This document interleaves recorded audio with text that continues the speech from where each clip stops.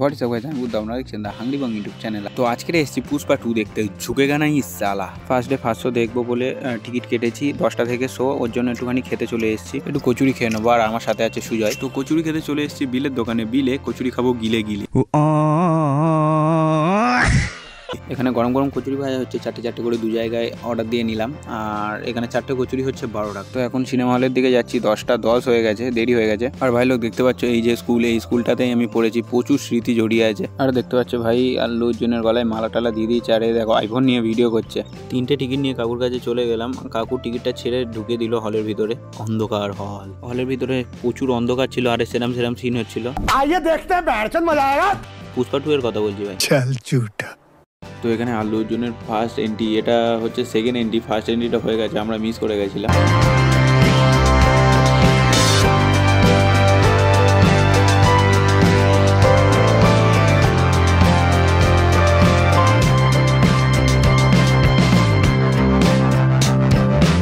তো পুষ্পা ভাই পুলিশদের সব কিনে নিয়েছে। হলের ক্রাউডটা শোনো। আল্লু অর্জুন টয়লেট করছে আর তাতেই ফেমাস হয়ে গেল। দেখতে পাচ্ছ হলটা শুধু শোনো কি হচ্ছে।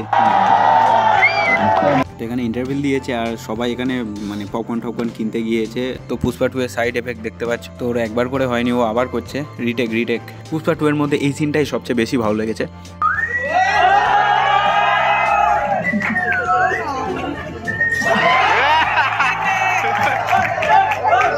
তো এইরকম ধরনের সিন সাউথ মুভিতেই করা সম্ভব, এদের মাথায় আসেও বটে।